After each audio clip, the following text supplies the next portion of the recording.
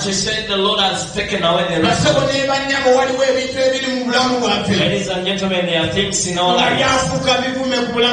And it became a reproach at all lives. They embarrass us before the community. They embarrass us in the community. Yes, we ever but because we have a big God, we encourage ourselves. I'm telling you that continue encouraging yourself. But let's pray. God who changes the situation and change our lives. The God who opens for others. We need to see Him in the reality. Hallelujah. Amen. Where you can picture your testimony. I mean it in the name of the Lord. I don't want you to build a house in the spirit. I want you to build a real house. I don't want you to drive in the spirit. I want you to drive a real car. People are driving real cars. People are having real houses. Hallelujah. Amen. People are having real beds. Enough is enough.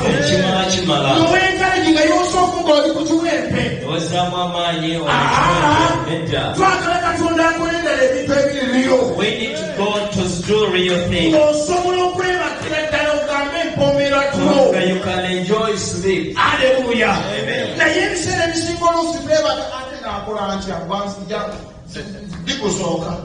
But in most cases we sleep just because we are sleep.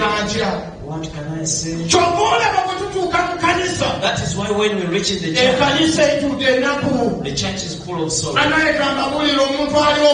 Let me tell you something. You cannot force him to be happy. Somebody who sleeps happy, you cannot force her or him to be happy. Yes, praise the Lord. So we need to seek God. In this month,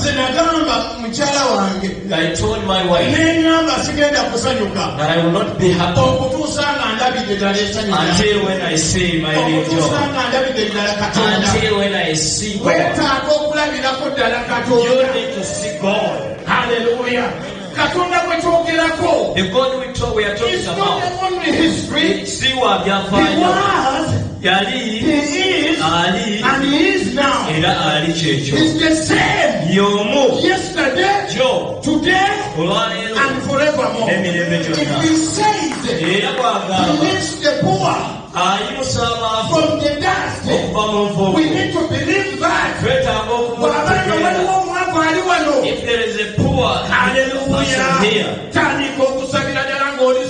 begin praying when you are serious.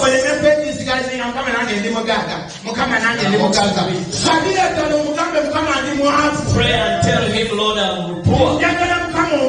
I need you to come and rescue. I don't have clothing. I don't have money. People count money. You are joking.